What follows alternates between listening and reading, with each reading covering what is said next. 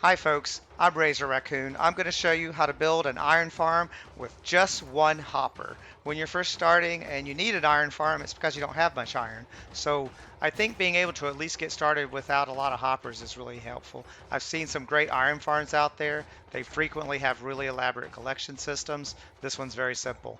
The farm itself is also fairly simple. I'll be getting into that in a moment. I got a lot of inspiration from Mysticat. He's got a great iron farm, which I've used on a couple of different servers and have become like the Iron King of those servers because of that really good farm. So you'll see some similarities here. He did inspire me a lot. I'm going to link to his video in the comments, and I encourage you to check it out as well. Let's get started. Here's the final product. This will give you an idea of the footprint of the total farm when you're done. As you can see, the top part is wider in both dimensions than the collection area at the bottom. These are the materials you'll need. I'm going to simplify the tutorial a little by starting at ground level. You could then dig down to build in a sorting system and extra chests and things like that. So we're starting with a chest in the ground. This is really all we need to get started.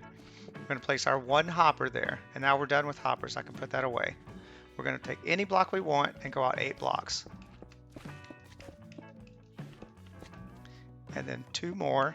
We're going to have an 11 by 11 magma catcher system on this side, but so this length counting the hopper is also 11. And then we're going to go up 1. We want this blocked off, so let's do this. So no water's going to go out that way. And now we can start building our magma system up here. We want basically to go out 8 blocks. So I'm going to take this all the way to the end. And then we're going to go out 7 more blocks for a total of 8. 1, 2, let's say 1, 2, 3, 4, 5, 6, 7. 1, 2, 3, 4, 5, 6, 7, 8 total, yep. And then go ahead and fill this in.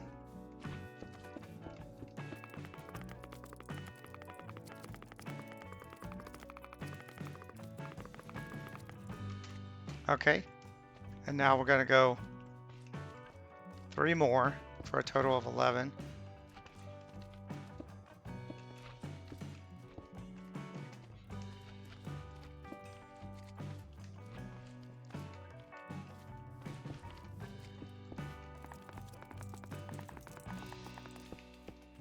And then we just need to glass all of this in.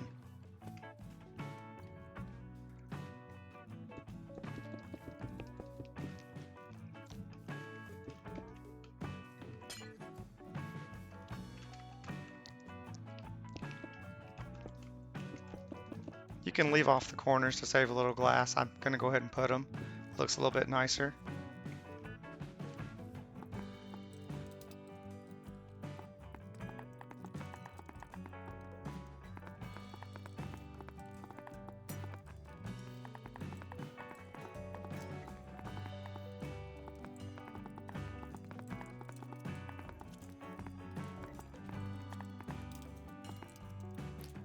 One thing that helps, you're probably doing this in survival mode.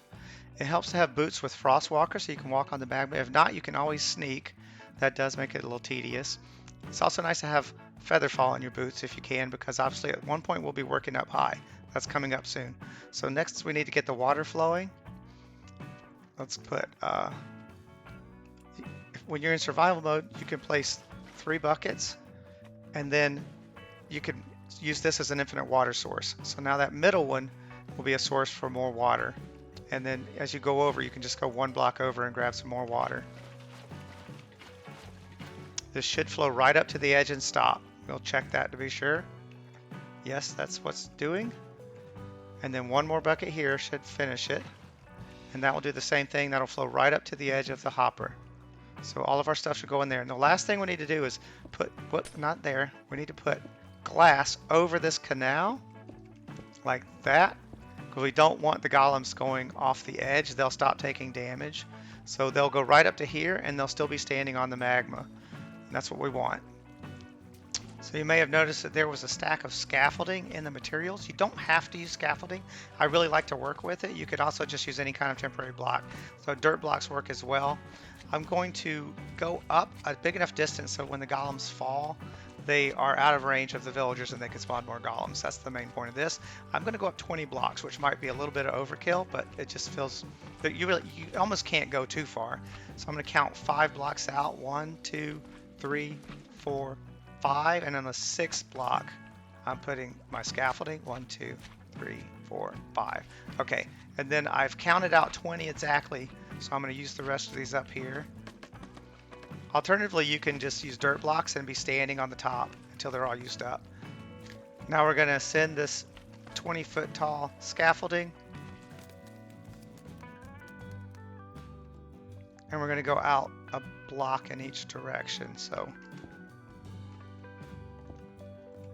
make the platform. We're going to put a zombie on this.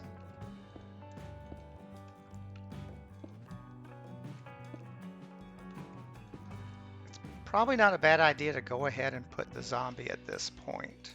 We're going to put some protection for our zombie so he doesn't burn up in the sun. I'm putting 4 scaffolding or temporary blocks of your choice. And then a half slab. We don't want anything to spawn on this.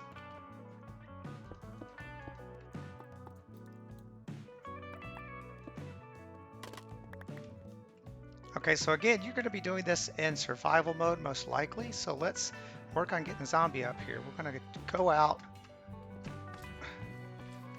about the length of the distance up there, roughly. And we're going to build some... Just going to build a staircase to use. This will go all the way up to build a rail to get our zombie up there. I started a little bit too close and I had to turn. If you do find that you have to turn like this, make sure that you leave 2 blocks at each junction for the rail to be able to turn. Otherwise you'll be too tight and won't be able to make the turn and continue at the same time.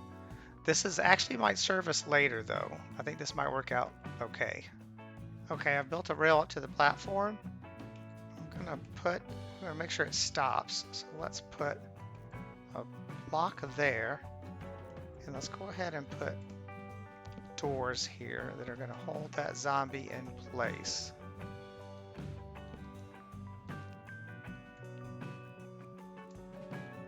We'll add these last 2 doors once he's here.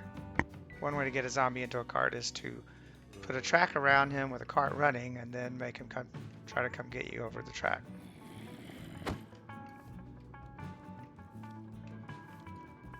There we go. And now we can connect this track to our track to get him up to where we want him to be.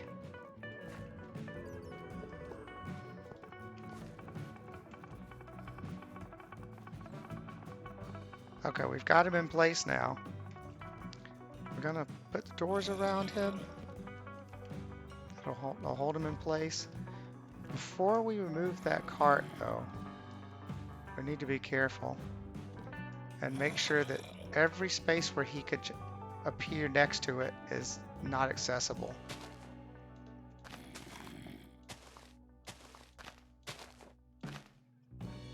There we go. Whoops, shift click. And then, okay. Now we can destroy that block and the rails. And we can destroy these. I'm going to leave this rail in place because we're going to need to place another zombie and a couple of villagers, and this might actually come in handy for that. I'm going to come out 3 temporary blocks to build the spawning platform for the golems. And then we'll build blocks. Let's start with 9 blocks. So we want his 3 plus 3 more on each side. 1, 2, 3. And then 3 more on each side for a total of 9. Come over here, do the same thing.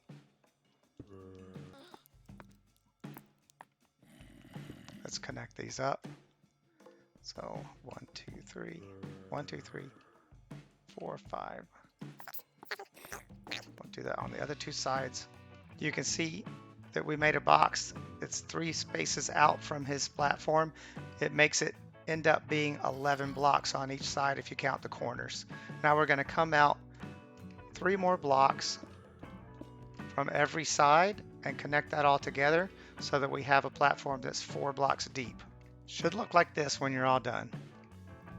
Now we're going to add some lighting because we want only golems to spawn here. I usually put like a block out from him. Lighting, we'll put this on all the corners.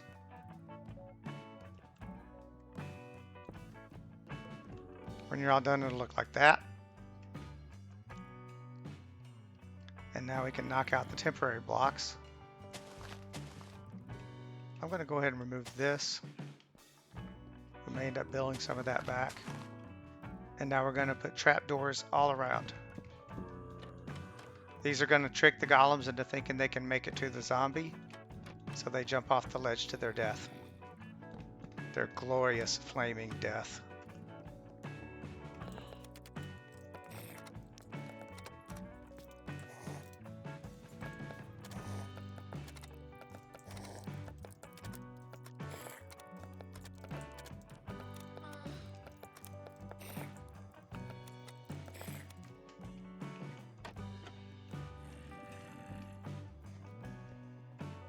The easiest way to do this is to start the second block out from the edge, count up 4. We're going to come out. We don't even need that actually. Go out 2. And again, you can use temporary blocks here.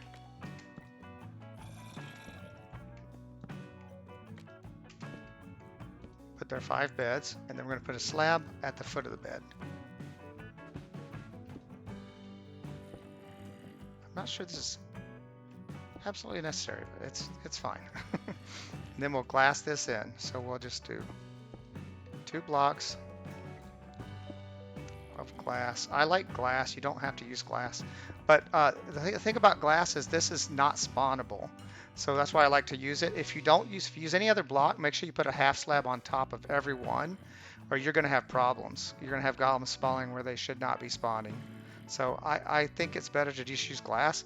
I will have a video later about an easy way to get glass without having to smelt a bunch of sand. But otherwise, go to a beach and get a bunch of sand and start smelting, because it's really handy for non-spawnable walls. And this is non-spawnable because it's a half slab. Just make sure that's a bottom slab that lines up with the beds, and you should be good. And we're going to do this on all 4 sides. And then after that, we can just hop down here, destroy the bottom. Oh, this scaffolding comes down easily for us. That's why I love it. That's one of the reasons why I love it. There's many. When you're all done, it should look something like this, with each set of beds centered on that top platform that's protecting the zombies from the sun. And the next thing we can do is build the track that the second zombie is going to be on. So one easy way to do that is start with a temporary block right here. We'll destroy that later. And then we're going to build around this. I'm doing it as I would do it if I were not in creative mode, because most of you probably won't be in creative mode when you're making this farm. This is an easier way to do it.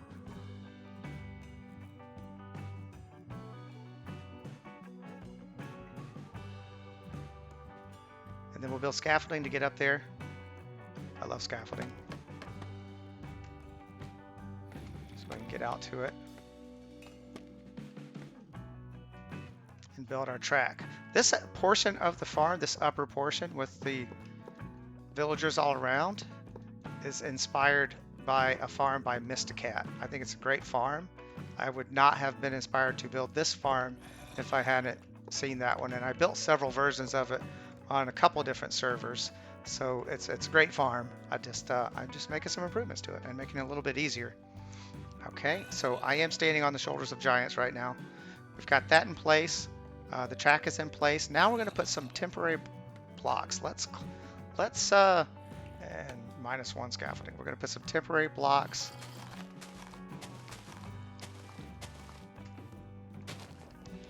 Because we're going to breed some villagers here.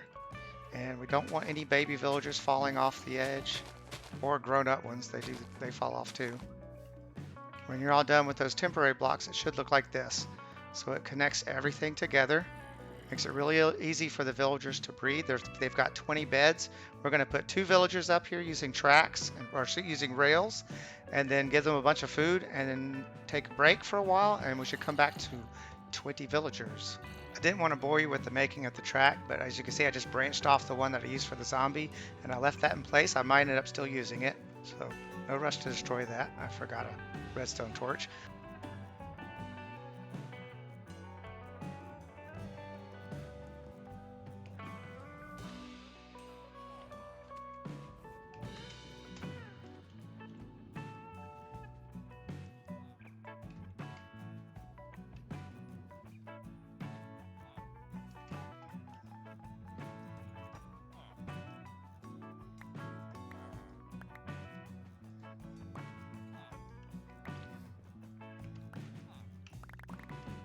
Okay, let's give this romantic couple some privacy. And when night comes, they all go to bed, which is very practical. Now we do this.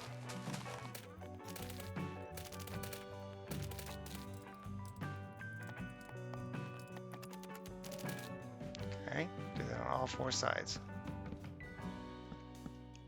Now we don't want to destroy these temporary blocks until all babies are grown up, because they'll fall out. This will only trap them as adults. So we're gonna wait for them to grow up. We'll take this track. Oh dear, what happened? So when I came back down here, the zombie was gone, and that's because I left this here. This was a bridge that let a golem spawn and then go kill the zombie. It probably then immediately fell off and died. So that's something to keep in mind, to make sure you don't lose your zombie like that. I'm gonna have to put him back. But what I'm gonna end up doing is taking this track, connecting it back up again, and using it to go up here and put a zombie onto this rail here above us, by digging through here and running the track up. But before you place that zombie, you want to put protection for him as well. So we're gonna come up here, put a half slab, and go all the way around the track with it. And finally, we want to make sure we tag our zombies.